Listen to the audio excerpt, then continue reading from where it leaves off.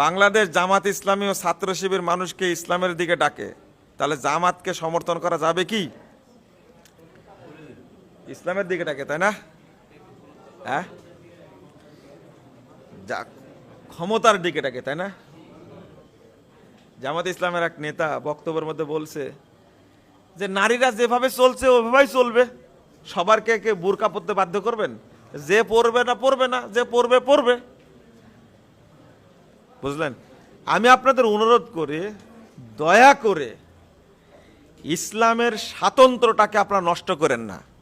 আপনারা রাজনীতি করেন, অর্থনীতি করেন, পরিবার নীতি করেন, যত ইচ্ছা তত করেন, এখানে বাধা নাই, কিন্তু ইসলামের স্বাতন্ত্র্যকে আপনারা নষ্ট করবেন না, দয়া করে করবেন না।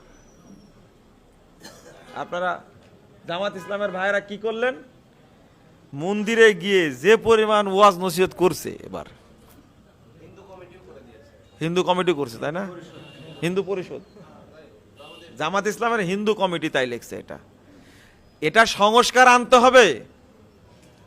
বাংলাদেশের মানুষ খাবে না। আপনি যদি আওয়ামী লীগ বিএনপির মতো করে মাঠে নামেন, খাওয়ান, আপত্তি নাই। তো ইসলামের নামে খাওয়ানোর চেষ্টা করেন না, ইসলামের নামে খাওয়াবেন না। এটা আপনাদের প্রতি অনুরোধ, এটা করবেন না। কারণ প্রচলিত রাজনীতির সাথে ইসলামের কোনো সম্পর্ক নাই। এখান থেকে বেরিয়ে আসতে হবে, এখান থেকে বেরিয়ে আসেন। আমি মনে করি মর্যাদাটা আগেই ভালো ছিল, তখন একাকী ছিলেন, রাজনীতি করেছেন, আসন মনে বেশি পেত জামাত ইসলাম, তাই না? তখন তো ছোট ছিলাম আমরা। কিন্তু যখনই তাদের নীতি বদল হওয়া শুরু হয়েছে, তখনই অধঃপতনটাও কি শুরু হয়েছে। আর কি বলবো এখানে? প্রথমে দরকার আকীদার সংস্কার। কিসের? মুহাম্মদ সাল্লাল্লাহু আলাইহি ওয়াসাল্লাম 13টা বছর শুধু আকীদা তাওহীদ মানহাজের দাওয়াত দিয়েছে, 13 বছর। তারপরে সালাত নাজিল হয়েছে, তারপরে সিয়াম, তারপরে কি হজ,